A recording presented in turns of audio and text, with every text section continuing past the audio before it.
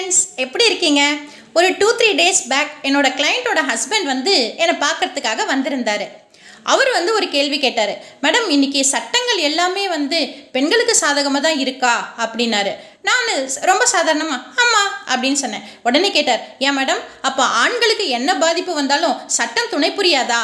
அவங்களுக்காக சட்டம் வந்து பேசாதா அப்படின்னு கேட்டார். ஏங்க இப்படி கேட்குறீங்க, என்னதான் பிரச்சனை அப்படின்னு சொல்லும்போது அவர் சொல்கிறாரு, அவங்க வீட்டில் பக்கத்தில் வந்து ஒரு ஹஸ்பண்ட் அண்ட் ஒய்ஃப் இருக்காங்க. அவங்க கூட அவங்க மாமியார் மாமனாரும் இருக்காங்களாம். அந்த ஒய்ஃப் வந்து அந்த ஹஸ்பண்டை தேவையில்லாமல் தகாத வார்த்தைகளில் பேசுறதுலையும் அவங்க மாமியாரை போட்டு அடிக்கிறதுலையுமா ரொம்ப க்ரூயலாக அவங்கள வந்து நடத்துகிறாங்களாமா.